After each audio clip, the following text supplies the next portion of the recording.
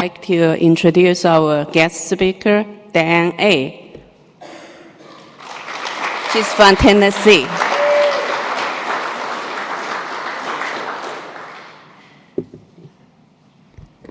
Can you see me? Okay. I got to start a timer up here so I don't run too late. Hi, everybody. My name's Dianne A. from Nashville, Tennessee. Grateful member of the Worldwide Fellowship of Anon. First, I always stop and ask my higher power, and I'd appreciate if you guys would ask your higher power into this room to speak through me, because I got to take me out of it. I don't plan anything. I just ask my higher power to speak through me, and I ask that you be able to hear whatever message it is that I'm supposed to convey. So if you'll just indulge me for a second.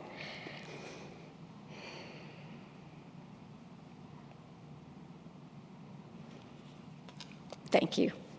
And first, I do want to thank the committee. I want to thank Phil for asking Mike and I. Mike speaks tomorrow morning, my husband, and for the committee. I know what it takes to be on a committee and how hard it is, and all the months and months and months of preparation and stuff. So, and the people that made the basket in the room, those are gorgeous. Those things that y'all did, whoever made those, are fabulous. And just everything that goes into this. So give everybody a hand that's on the committee, please.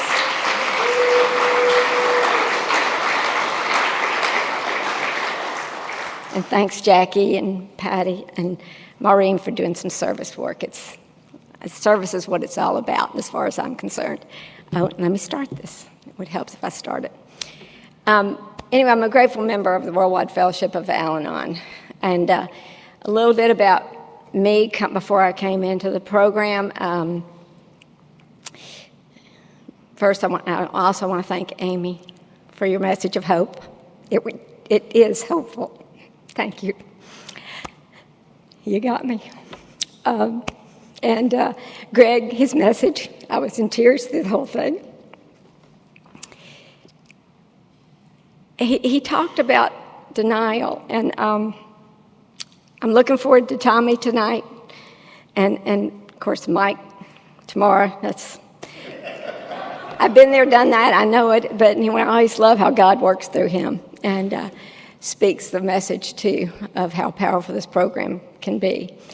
But I'd like to start with, I was looking over some of the readings, our Al-Anon literature, and Cheryl won this book today, Our Courage to Change, and the reading today, I read it this morning, but I didn't hear it, you know.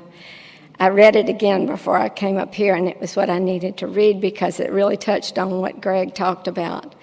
And in this program, I think the two programs are so similar in that I just don't know how to drink, let's just say that. It's August 26th, and it says, looking back, I have often reproached myself. How could you not have known what was happening? Alcoholism left messy tracks all over my life, yet I didn't see them. How could that be? Denial is one of the chief symptoms of this family disease of alcoholism. Some of us deny that the drinker has a problem. Others are all too willing to blame him or her for all our problems, denying our own participation. Why? Because we alone can't defeat this disease. So we invent ways to survive the constant crises, broken promises, lost hopes, and embarrassments. One way to cope is to deny the unpleasant or terrifying reality. In Al-Anon, we learn more productive ways in which to cope with alcoholism, ways that don't cost too much in loss of self. With the support of other members and with tools and principles that offer direction, we become able to face what is really going on. We go beyond mere survival and begin to live again. Today's reminder, at all times I have done the best I was able to do. If my only way to cope with a difficult situation was to deny it, I can look back with compassion to that person who saw no better option at the time. I can forgive myself and count my blessings for having come so far since then. And a quote from Catherine Mansfield says, regret is an appalling waste of energy. You can't build on it. It's only good for wallowing in. And that just hit home for me because that's my life, denial. I was born into a large family. There were 12 children in 12 and a half years. 8 girls, 4 boys, 2 sets of twins. I'm one of the first set of twins. I have a twin fraternal sister, and I have another set of a twin brother and sister younger than I am. We were in the middle. We were 7 and 8 in that group. Everybody's about a year apart with a few little breaks here and there, but it was a great family. I mean, it was fun. There was always somebody to play with, somebody to fight with, someone to do, whatever. We lived in the neighborhood. The neighborhood lived at our house. Our house was just a gathering place for a lot of people, and we just had a lot of fun growing up. What I grew up in I thought was a normal, healthy family. I came to found differently when I got in the program, but there was drinking going on, but it was healthy. Is there such a thing as healthy drinking? I don't know. But to me, there was no bad consequences. When you drank, it was to have fun. It was celebrating a birthday, or was celebrating a holiday, or it was a wedding, or it was a funeral. There was something always, but it was also, my dad would come home every day, and when he would walk in the door, it's kind of like that Sound of Music. He would whistle, and we would come. Or not. We would beg the other one to go because we knew he was just going to put us to work. And, he would whistle. He would go in his library and sit down and relax because he had a hard day at work. And he's got 12 people there, that can wait on him. We didn't have a lot of the things that you have here today, remote controls. We were the remote control for the TV. And, there was something you always had to do with my dad. But he would sit down. He taught us how to make his drink. He would have 1 drink or 2 to relax from that hard day. Never saw him drunk. My mother didn't really drink. She was like me. She was small. And when there was a wedding or a party, she would have a drink, And then she would start getting silly, so she'd stop. And that's me. I have 1 or 2, and I feel it, and I stop. I don't want to go past feeling it. Why would you want to go past that? I've been there, done that, and I didn't like the feeling after the fact. And I've seen a lot. I got to witness some of, not really in there was a lot of parties with my older brothers and stuff. I had 4 brothers. 3 of them were older, and there would be parties that they would have, and there was always drinking, and never saw anybody really, what we call overshoot the mark.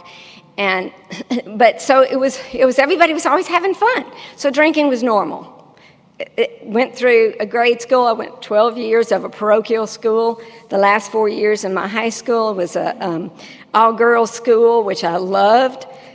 You didn't care what you looked like when you went in the door, but when you left, you always had your makeup on and looked nice because the all-boys school was across the street. So it was great. You had all day to prepare to go across the street. But we had fun. And I dated in high school. There was drinking back then, and it seemed like most of the guys that I was with, there was fraternities and sororities in our high school, so there was a lot of drinking and that kind of stuff. And it didn't bother, no bad situations, no jails, no arrests, any of that stuff. But I realized, looking back, when you go back and over your history of who you dated and that kind of stuff, most everybody I dated probably could join the other program. And I've seen several of them come in the door, and I'm waiting for the rest of them. But, if we didn't kind of click, if it was those dates that I didn't click, what I realized, looking back on that, I thought, because he was very popular and, nothing negative to say. He was smart, intelligent, and went on to do well, but we just didn't click. There was something about it, and I realized when we dated, we were double dating, like with an older sister and stuff, there was no drinking. That was the one thing I think that was missing. So it was like boring. And that's the way I put it. But when you go out and there's nothing to do, a movie maybe or something, we just didn't do that. We always partied. There were always dances and neighborhood stuff to do. And there was just everybody drank it. And I'm at the age that, when you get to be 18, that drinking, it was legal to drink at 18 back then. And that's not to say I didn't drink when I was 16, because I did. I just drank along with everybody. My family, we drank. I just didn't have any negative consequences. So I had a great time. My dad was the disciplinarian, and my mom, would be if you got in trouble, you're going to get it when Dad gets home. Mom did not discipline us. It was Dad. And it wasn't fun when Dad disciplined. You didn't, luckily I had 6 older brothers and sisters to learn what happens when you get into trouble and that kind of stuff. So I always was the good girl. Being in that I went to that school, I was taught a lot of morals and values, and I'm so grateful. I got that at home.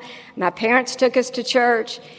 It was just a regular, nice, happy thing. But the thing that there was no, I always think, why did I marry an alcoholic?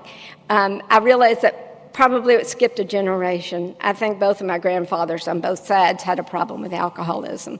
And because I heard stories from my aunts and stuff about my one grandfather and how she had to get him out of the bars on Friday nights because he'd get his paycheck, and her mom would send her out to go find Dad or something. And the other one was a musician by trade and traveled a lot and had some behaviors that are common in the AA program with alcoholism that we saw as a past thing. And so not to go into his story, but I think that probably was an issue. And so I think my parents growing up just carried that cycle on, the way they were raised, I think it was a sign of the times back then, the way that we were raised. And, it was controlling. You were punished. I lived in fear. I operated out of fear. Let's say that. I had a great time, but I was always watching out because I was raised, if you did this or did that, and it was said here, you were going to go to hell. That's the way I grew up. If you did something wrong, you were going to hell. And I didn't want that because I'd heard about what that was like, and I didn't want that. That was drilled into me. And so I was a good girl by trade and stuff. And I went through high school and just had a great time. Had a lot of consequences if I were late I was late one time.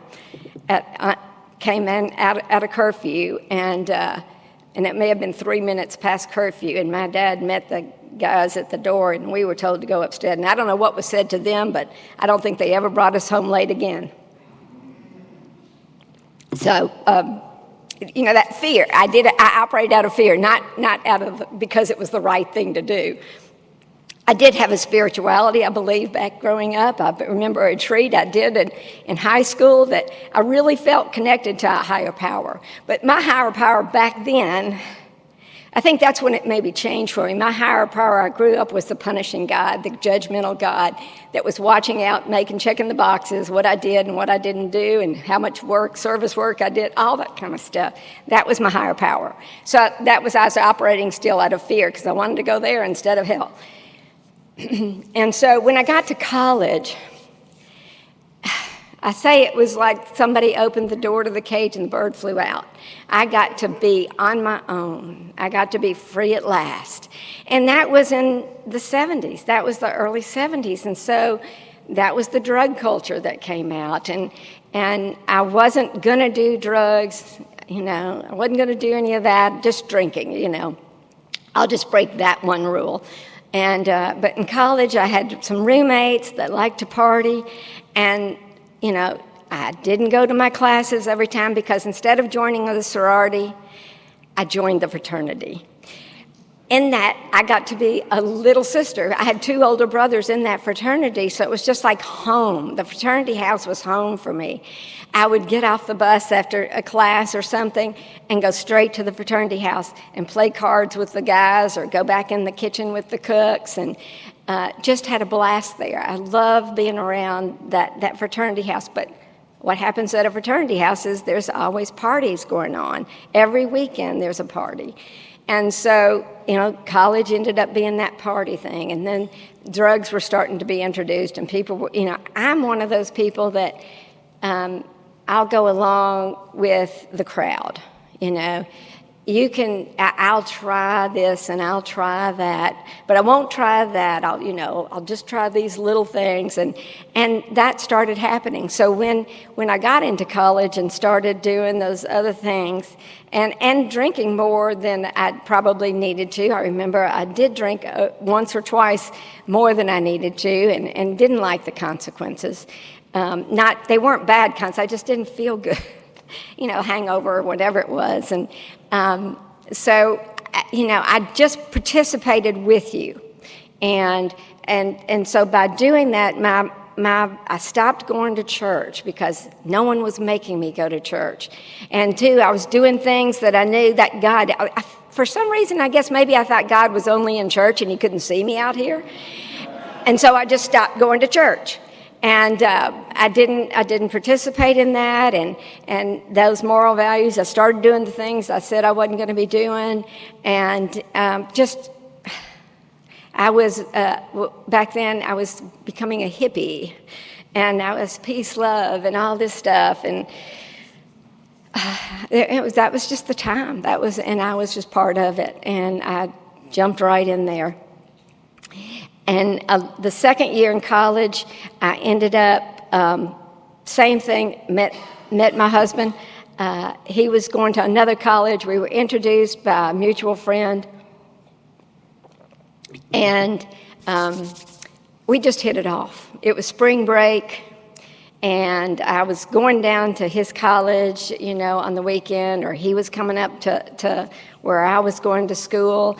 And the grades just kind of had gone out the window anyway. I didn't have to.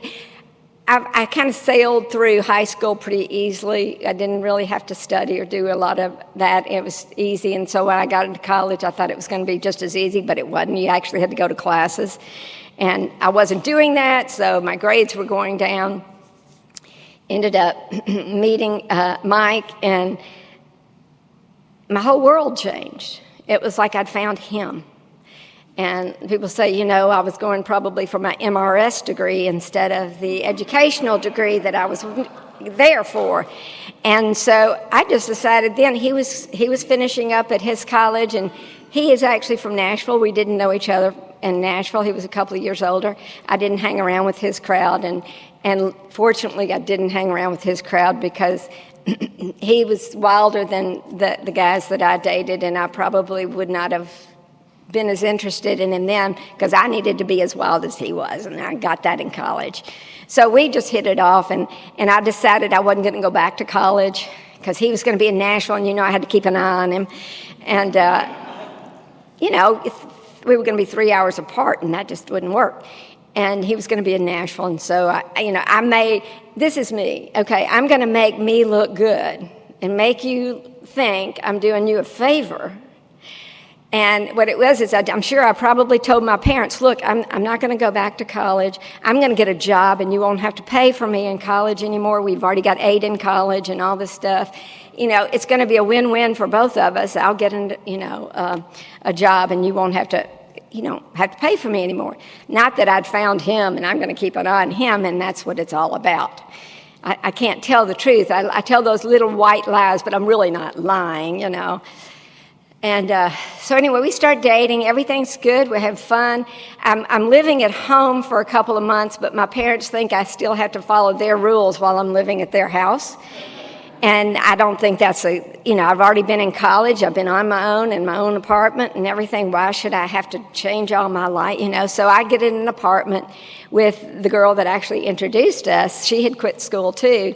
And we were just having a grand old time in a little duplex in Nashville. And I was working, I was making money. Mike was working, he was making money. We were having fun, a lot of fun. I mean, we were doing fine for 2 years. And now he'll say in his story, we just weren't getting along.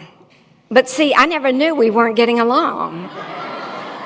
That was just news to me when he came up, and after 2 years of dating is, we're breaking up. Okay, wow. We're just breaking up. It's over.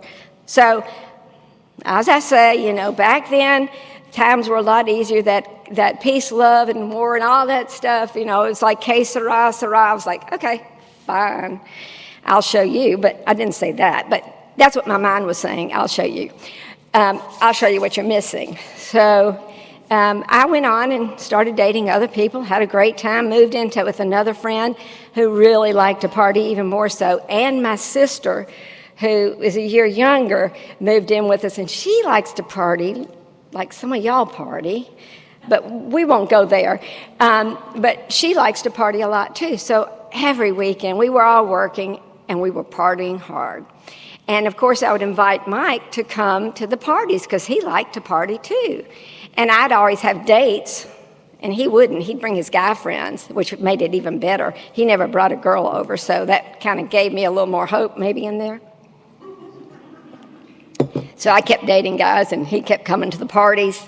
And so we just stayed connected that way and just as friends. And about a year later, I get this call. I'm working for my dad. I went to work for his office, and I get this call that says, hey, Diane, this is George, and Mike's had his wisdom teeth out. Can you come take care of him? I've got to get back to the office. And I'm like, George, who? Mike, who is this? And he said, I'm George. I work with Mike, And I was like, oh, okay. I forgot he'd told me he was having his wisdom teeth out, but it just dawned on, So I heard the magic words that every Al-Anon needs to hear. He needed me. He didn't call anybody else, he called me. He gave him my number, so you know what I did? Well, I told my dad I'm going to go over and take care of Mike. This was like lunchtime, and he goes, wait, didn't y'all break up a year ago?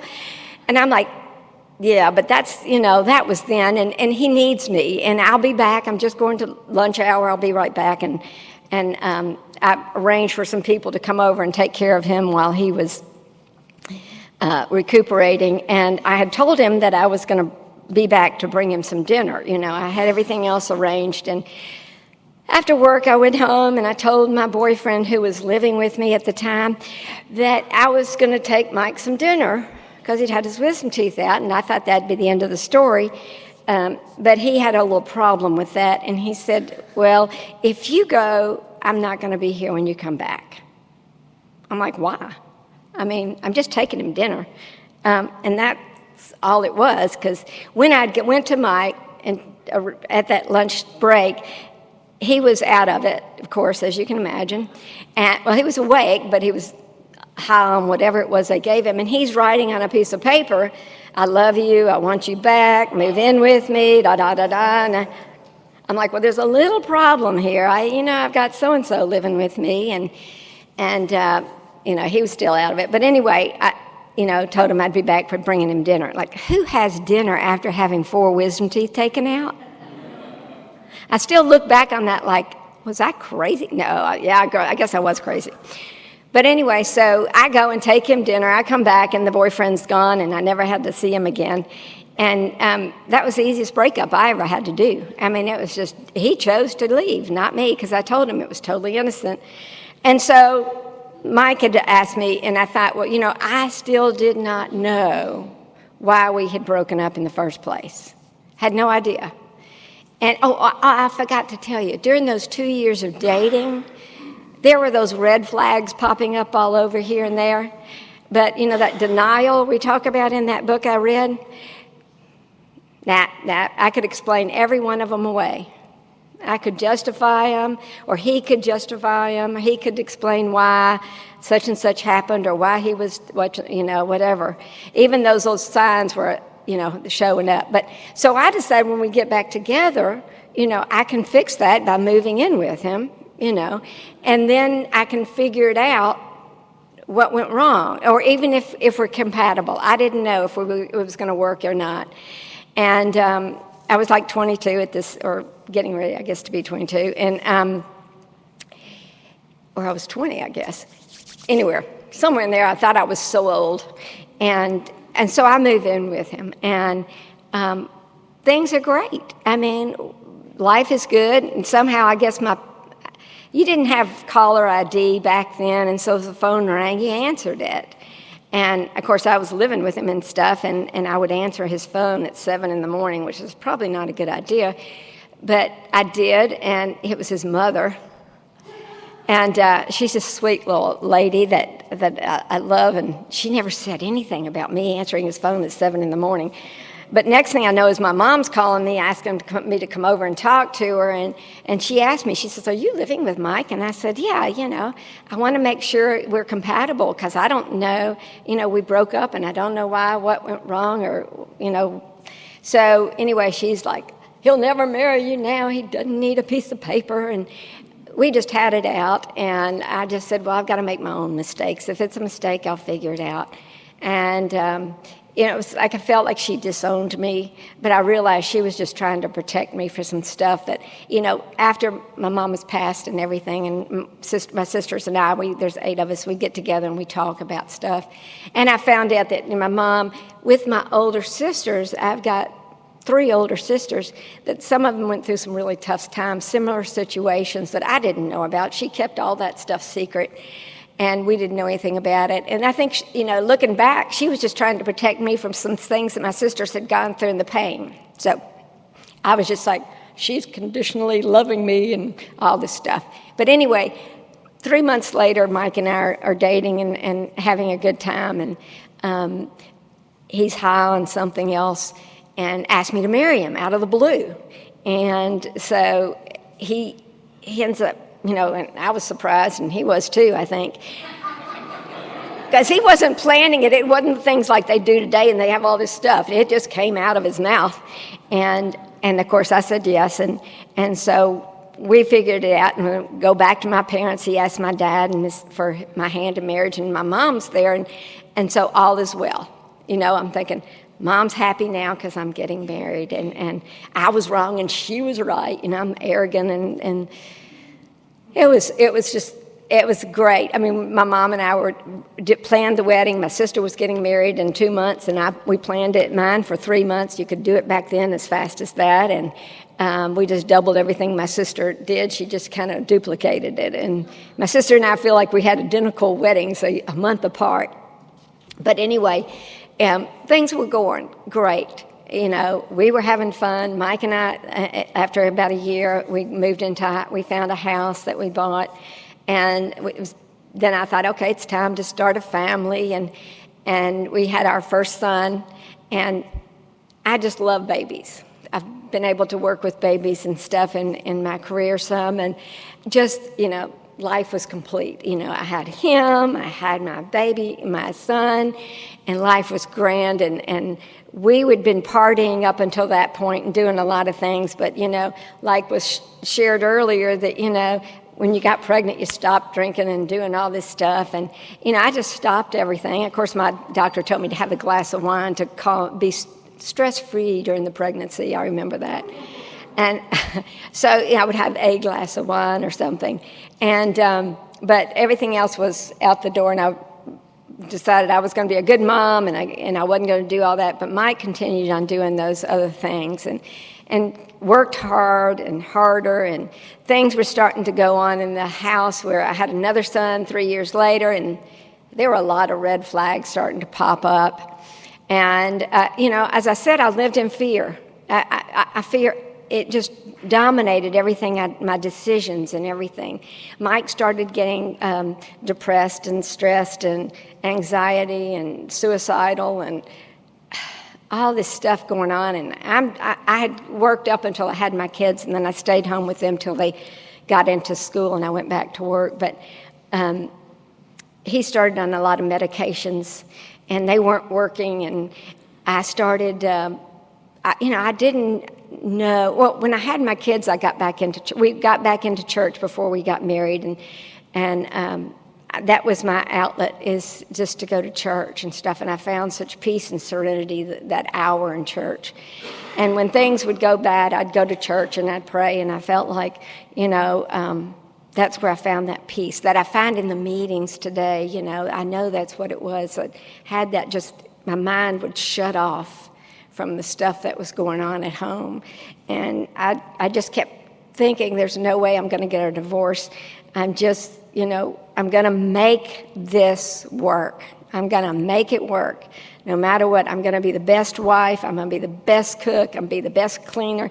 I got to be one of those moms that was the Cub Scout leader, the den, all that stuff, the room mom, the church thing. I did it. I was just doing this and that and that. Because, in Al-Anon we have the book, When I Got Busy, I Got Better. Not when you're doing the other stuff. I got real busy to stay distracted, from the other stuff. I felt like the more I did, that was building me up. And, he was home, but he wasn't home, and he worked really hard, and I planned my days, making those phone calls at work to see who was coming home. I didn't know if Dr. Jekyll was coming home or Mr. Hyde. And so it was, if he was doing good and he was had a good day, we'd have big family game night and dinner and all that stuff with the boys. And if he was really stressed or was having a hard day, I'd get the kids fed and put them to bed or put them in front of the TV or homework or a movie or something. I hid that from them. And I feel like that's just what I did to keep them from seeing that side that, of it when he was going through some tough times. But it didn't seem like a lot of the medicines were working a lot of the time. And so he kept going to the doctors and stuff. And there were some things happening that, for me, there were those red flags, and I was denying them, and he could explain them away. And, if I'd confront him about something, it always ended up, I don't know about you, but the way it ends up with me, when I would confront him about something, being home late or doing something, and it ended up at the end of the conversation that I was always apologizing for it.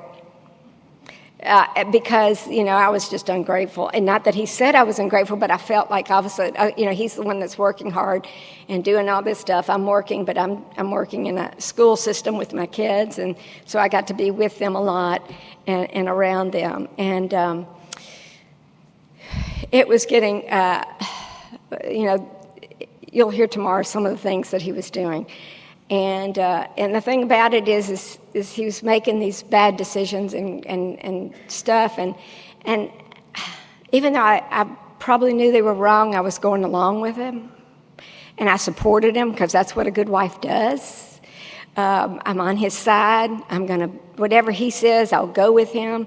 I'll do what he wants to do, and I'm going to make this marriage work. And just, walking on those eggshells that we talk about, just nonstop walking on eggshells about, I thought I had control over it. When he had something come up with him, I could tell him how to fix it. Because I grew up with that. In a family of 12, you learn how to fix everything. You should figure it out. And that's what my dad taught us. And you're organized, and you can fix it if you. And so you should hear us all getting together. We can fix anything. And still to this day, when I'm around them, I have to laugh because we still are like that. And I can be exactly into that in 2 seconds. If I'm not in this program, I'm so glad it's one day at a time. And it's like was talked about earlier, it's not about time in the program, it's about one day at a time. And so, even though I saw all this crazy stuff going on, and it got to the point where I finally... I remember surrendering him to my higher power in church one day. I had this thing where at church you would go and just be there by yourself for an hour. Was he being at church 24/7? And I had an hour a week that I would go and sit, and that was my meditation time. It was so cool. But I remember this was prior to us finding program, saying, God, I don't know what to do. I don't know how to fix this and stuff. I just got to let you fix it.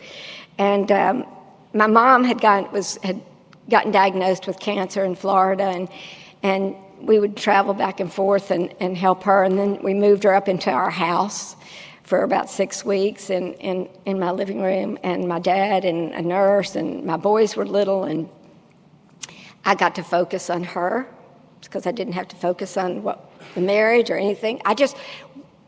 Great pretending. I mean, we were just so healthy outside and not inside. It was one of those houses that I was raised with. I never saw my parents argue but one time. So I thought that's what a good marriage looked like. You don't argue. And Mike was raised with the opposite. There was arguing in his, so he didn't want that. So our house, there was never an argument. Never. It was what my dad said, it's a discussion is a sign of intelligence. An argument is a sign of ignorance. And so we would try to discuss things. But I didn't want to ever tip him over. I just stopped any confrontation at all. I just didn't know how to do it. And so there was something I was going to go with that, and I've just lost it. But anyway, so our house was silent in the bad times. We just acted as if. There was a lot of acting as if. I went to my kids' school, and there was a lady was doing a thing on parenting and how to parent the kids and stuff. She sent around that little sign with those 36 faces with all the emotions of sadness or whatever it was, and you were supposed to circle how you were feeling that day, and then we all went around the room and talked about it. It got to me, and I said, I don't have anything circled. And she said, what do you mean? I said, I don't know what I'm feeling. I really was blank. It was like, because I didn't know how he was feeling. Because what he was feeling, I would feel. If he was sad, I'd get sad. He was angry, I'd get angry. He was happy, I'd be happy. As long as everybody else is doing fine, that's fine. Don't talk about me. I can shut me off in a heartbeat. And that lady challenged me in that meeting with all those people. She said, Dianne, you're really sick. Thank you. And I was like, what? And she said, that's not healthy, not knowing how you're feeling and stuff. So anyway, that was my first little sign that there's something going on here. Should have been lots of other signs. I just didn't know what they were. But anyway, Mike came home one day and told me what he was about to do at work that day. And for the first time, I didn't have an answer. And I want to say God did for me what I couldn't do for myself. And I told him, I don't know what, that's crazy. You need to call somebody and get some help again. And he did.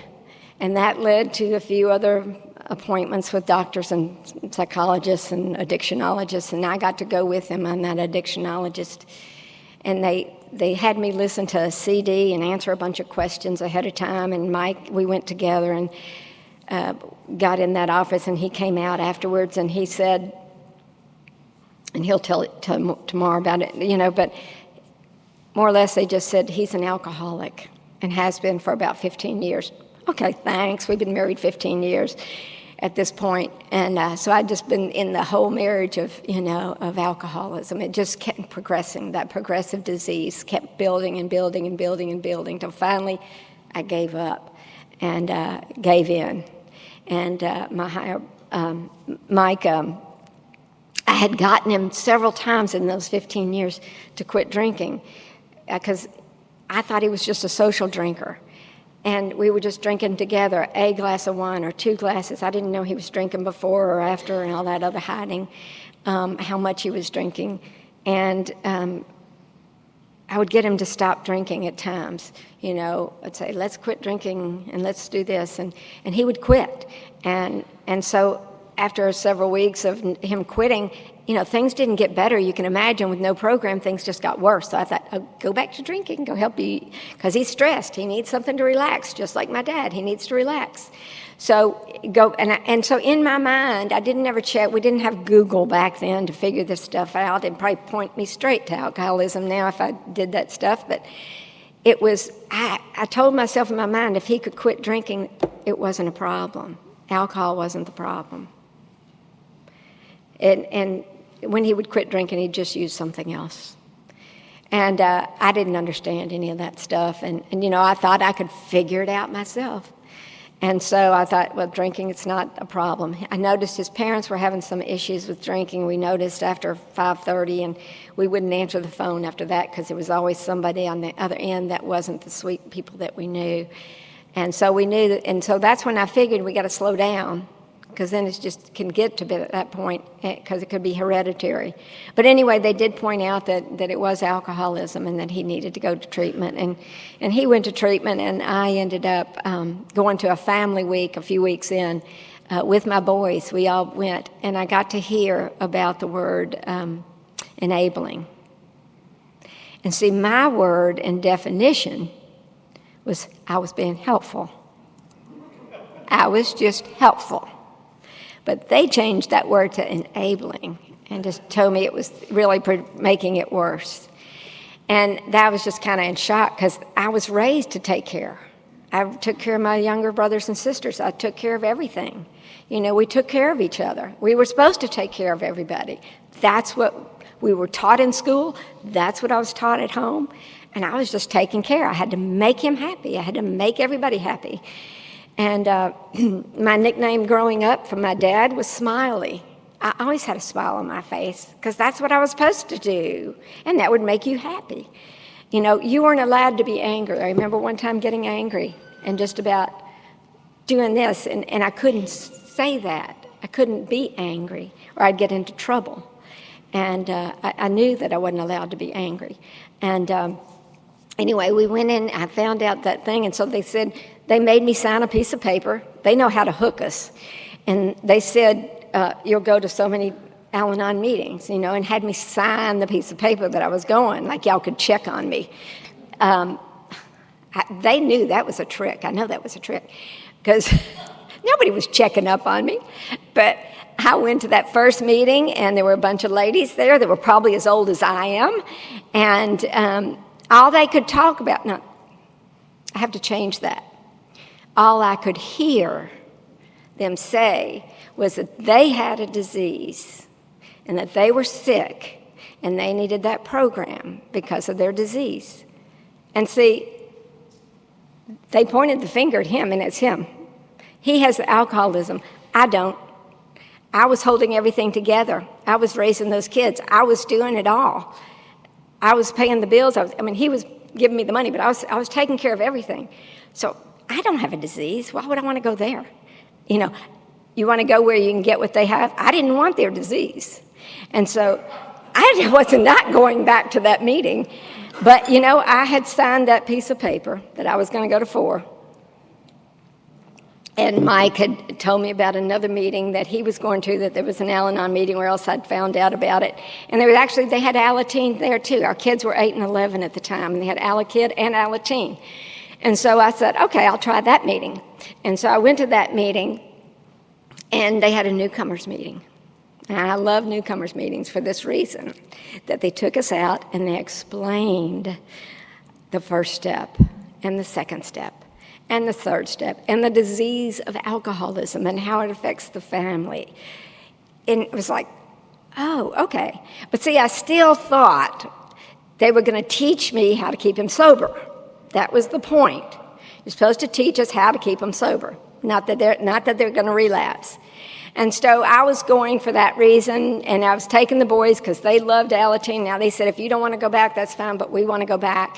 So I was going for them, taking them and everything, and it was, I got hooked. I started being able to take the cotton out of my ears and hear when those people shared things that were going on in my house, and they were laughing at it.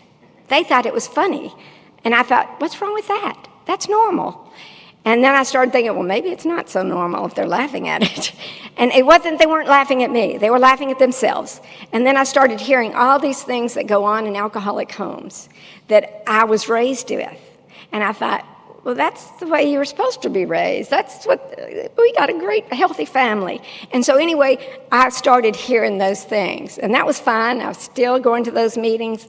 We got child care, at some of the meetings, so I could go. But really, he was going to meetings. We were going to the same, it was our date night kind of thing, which was really fun.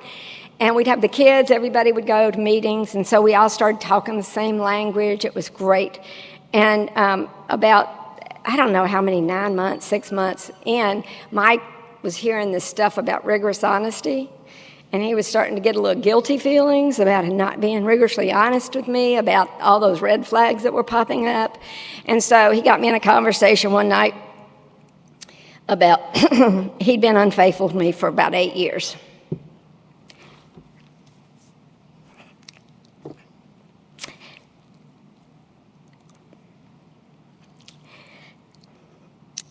And he thought that would be okay.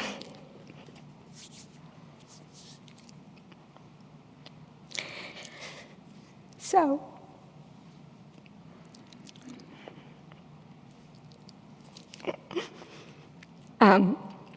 see, that's the one thing I said I wouldn't live with. And I thought, well, what do I do? Fortunately, I had been going to those meetings, and I had heard people share about that. So I called some of those people, that one person that had shared about it. And I said, how do I do this? How do I stay in this marriage? And I still wanted to stay in the marriage because I'd seen him getting better. I'd seen that he was changing, and this was prior to recovery. I went and talked to my spiritual advisor at church.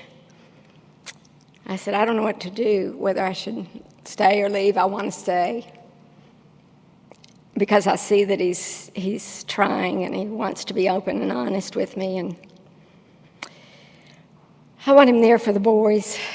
And so he told me at the time, he said, well, unfortunately this guy was in recovery too, and that's why I went and talked with him. And he said, well, there's no guarantee he's not going to relapse, and there's no guarantee that he's not going to go back doing the same behaviors. But you have to decide for yourself what you want to do and what you have to do. And so I ended up praying about it. And I told Mike that I was willing to stay in the marriage one day at a time. You know, I had to do that because I couldn't guarantee that I could do it for a lifetime. And I'm so grateful to that. Somebody had given me the tool. Wake up every morning and ask yourself, can I be in this marriage today? If the answer is yes, stay. If it's maybe, stay. If it's no, then you'll have your answer. And I lived by that for a long time. And it was so helpful. And but the thing that it did for me was put me at my bottom, where I knew I needed to get into Al-Anon for me. It was no longer about him. It was for me, raising my kids in a healthy environment, stop the cycle of this disease of alcoholism. Sorry, my sister is calling me. Cannot talk to you right now. I put it on airplane mode, but it didn't work. So anyway, ended up staying in the marriage one day at a time. And I want to say that this past August, we celebrated 48 years of marriage.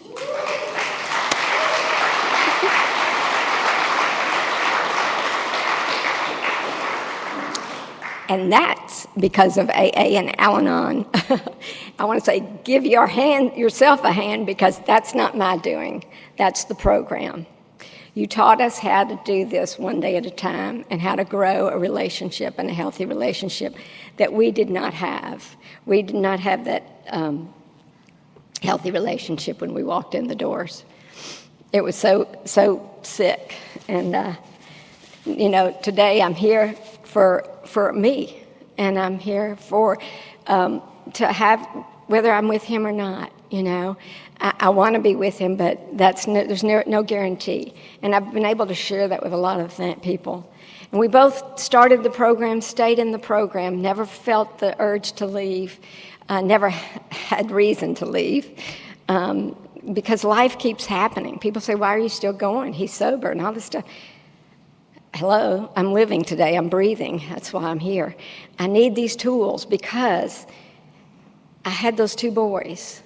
And what was talked earlier about the difference in the families, my oldest son sailed through, was brilliant, went through high school, went to college, no issues, never got into really any trouble at all, was easy.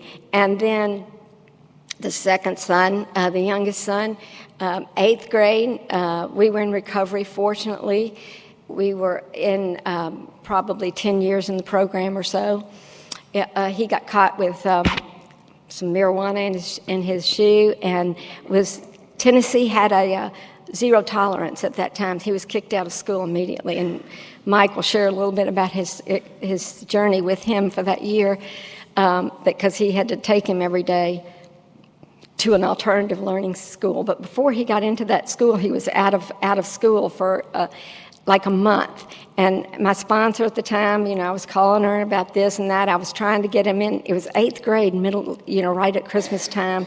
And I was trying to get him in another school. He'd gotten kicked out of a public school. So tried to go get him in a private school, and he's been kicked out for marijuana. That, of course, wasn't his, you know that. And, they all kept saying, well, this is a graduating class. We can't bring somebody in mid-year. And they gave me excuses after excuses, so I was getting very frustrated. And, of course, my sponsor was, too, I'm sure, for all the many times I called and whined to her about it. And I was like, what am I going to do, and stuff. And she finally just says, this is like on a Monday. So, and it's getting ready to be about Christmas time, Christmas vacation, and I'm working in this school.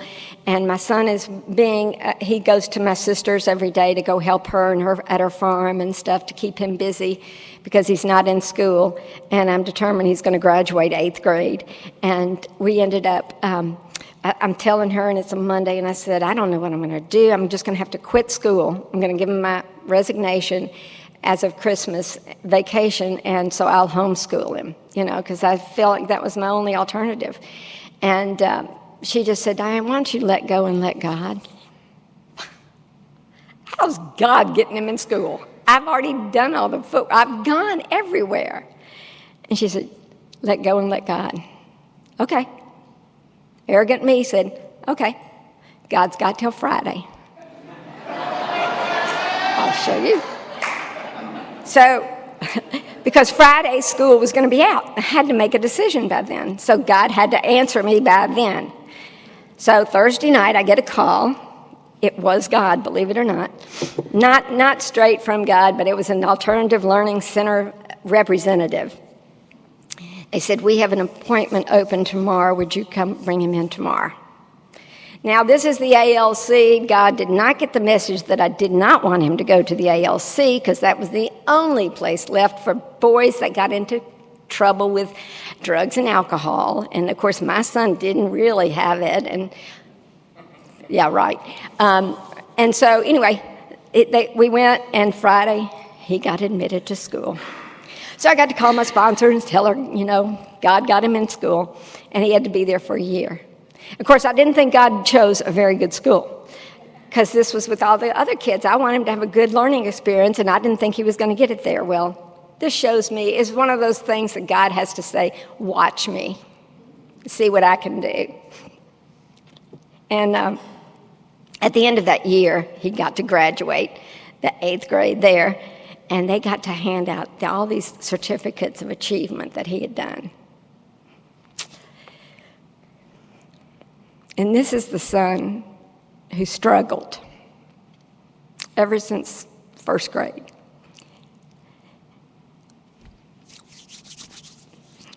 Watching him beam with those certificates, I had to say, yeah, God, you got it again. You're right. And then those are those little things, those little God things that God has to say, see, I really do know better. I really have a better plan for you. And tell me I know nothing. That's how, really I have to say when I say things now, I don't have an opinion. I can't fix anything anymore. I give it up. Give it to God because he can fix it. And he's proven that to me. So anyway, he went through that.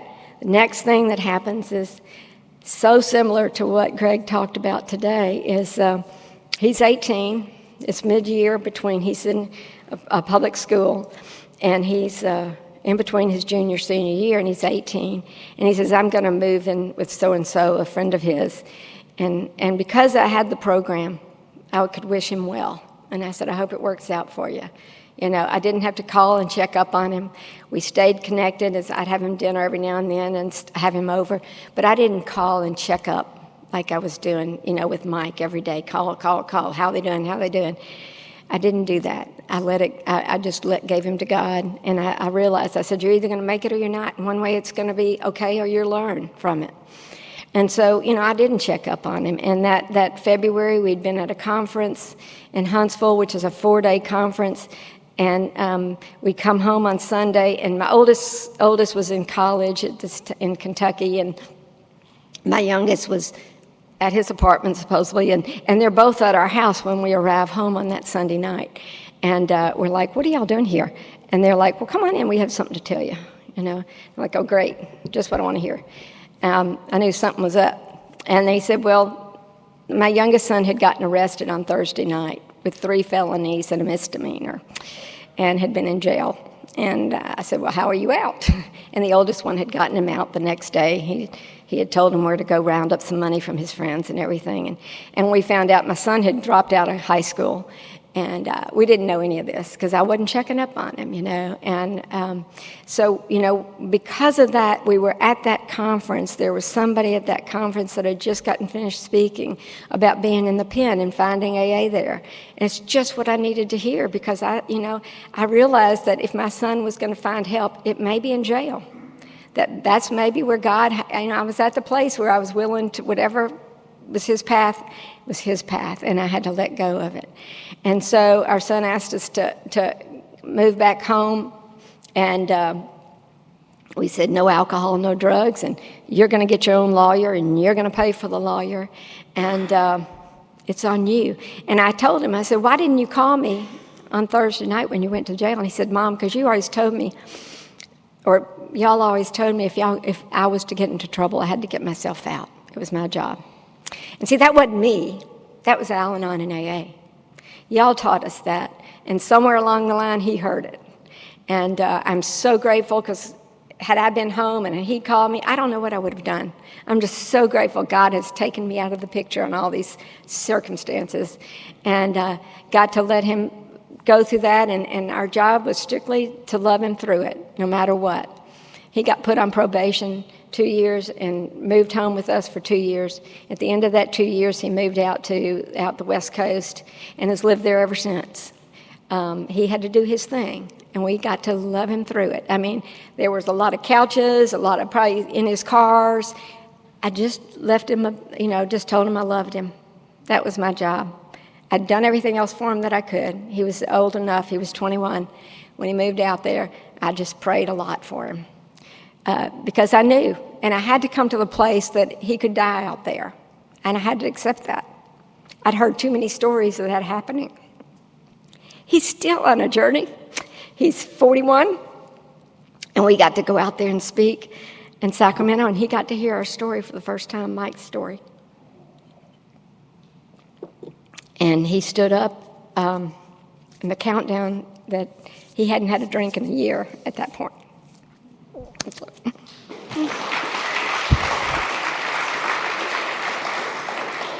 You know, we don't know what his journey is.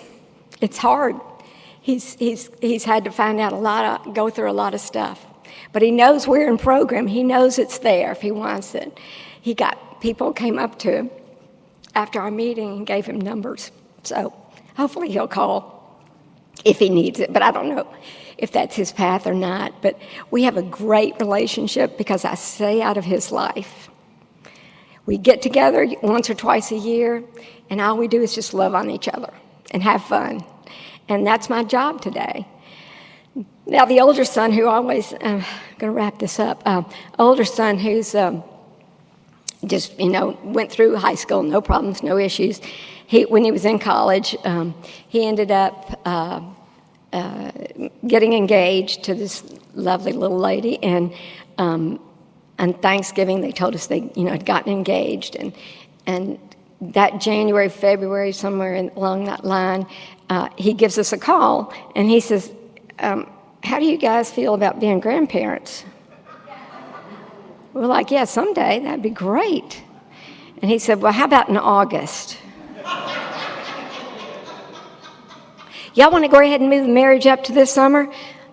No, why? I'm like, thankfully, Anon kicked in, and I was like, no, okay, just asking. I just curious, because they had decided they were going to wait until a certain day and a couple of years down the road, and they said we've already got the date picked out and when we want to get married. And I said, okay, great, and then I got to turn on the program a little bit higher, more prayers, more prayers, more prayers, because my son finished that year at college and came home and got a job and got an apartment. They moved in together and got to have that baby. I got to be at the birthing, and it was wonderful, got to watch something, and it's, I prayed my way, because they didn't have insurance and stuff for after a certain length of time, and I kept giving it up and giving it up and giving it up. I was on my knees so much. And it was a little girl, and I'd not had a little girl yet. And so I got to have my little girl. And every weekend we would have her, and I got to paint a room, and a little girl and dolls and all that good stuff. And, I didn't get to do that growing up. And so because they were young, they got married on the date they planned to get married, and she got to walk down the aisle as the flower girl. It was the cutest thing in the world. And I got to, because I worked in the school system, I got to do, her spring vacations and summer vacations and take her growing up everywhere, because they worked hard and they both had their jobs. And so we ended up, that little girl, it was graduating high school, and I'd been taking her to buy clothes at the consignment sales, just to go out and have fun like a grandma, and love being a grandma.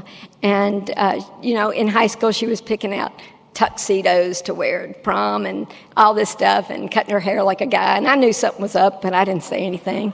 And I just thought she'll tell me whatever's going on. And so we were going to have a party for her, graduation party, and put a name on her banner, because my son had a printing business, and he was going to print her name on a banner, congratulations, and where she picked out college and all that stuff. And she came over to us, and she said, she calls us Dee Dee and Bape, and she said, I just want you to know, don't put my name on the banner. And we went, why? And she said, well, because at school they don't really know me by that name. I said, what? And she said, well, I've been going by a boy's name at school. They know me as a boy's name. And I'm going to graduate in a boy's cap and gown. And I'm going to graduate as my boy name. We're like, okay. And she said, I just want you to know, I'm a trans man, and I'm going to have surgery before I go into college. And so, he raised the money himself and did all that to pay for the surgery. It was his deal. And he went into college, and the pronouns is the hardest part. Of course, changing the names is a hard part too. But I slip up a lot, and I just told him, I said, I've known you this for 18 years. You have to get this old brain's got a while before it figures out. I said, I still can't get my son's names right. I call the dog, names in me just always are not theirs. I said, you just got to give me some grace. And so we supported him through that transition and all.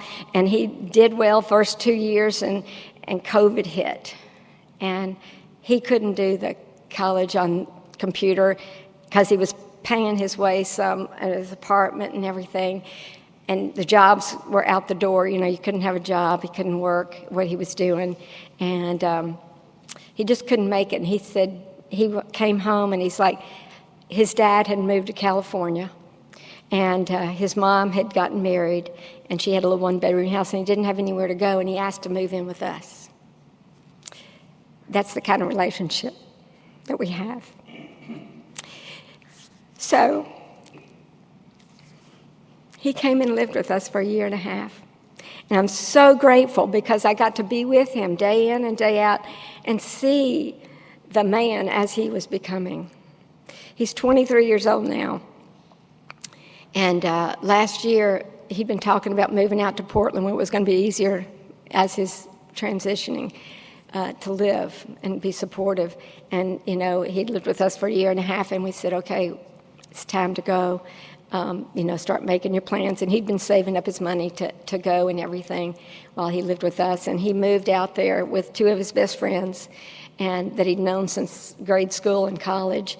And they supported him and went out there together, and they lived out there for a year. And it was in an awful situation in that it was in the homeless camps almost, where his apartment was that he got. And he didn't feel safe going outside of his door pretty much. And it wasn't working out. And so his dad went and picked him up. His dad lives in Tahoe. My other son lives in Grass Valley, California. So his dad went and picked him up and moved him into an apartment in Tahoe with him in the same city so that he's close. And he's now doing that. And, we just get to keep loving on him and supporting him. But I know it's a really struggle for him to live the life that he's choosing to live. But he's happier than he's ever been. It's no longer a struggle like high school was for him. But, Al-Anon and AA really taught us how to love unconditionally. It really did. And that we've been able to, we have a great relationship with all of our boys. I've got a relationship. I've lost my dad in this program. I have relationships with all my siblings. I lost my brother also to a disease. And, it was okay because of this. I didn't have to have any conflict between any of them. And I've just gotten such wonderful tools, and I still need them every day. And I want to close with something here that from our One Day at a Time book, and it's August 6th. And it says, "This is a day which God has given into my hands. If I could only realize what a tremendous gift this is, I would use every moment of it to make my life more serene, more rewarding." I'm going to skip down to, "I would notice interesting things, the expression on people's faces, a plant growing on my windowsill, the grace and charm of a child, an arrangement of clouds. Today's there are wonders all around me if I will open my eyes and enjoy them." And then it skips down to, "Today I can begin a new way of using my minutes and hours, a new way of looking at my surroundings and the circumstances of my life. I will make this day one I can look back upon with pleasure and satisfaction and a preparation for the days to come." And the quote says, "Today is all the time I have. Nobody can keep me from using it well. If I make this a good day, tomorrow can be even better. Thank you for my life."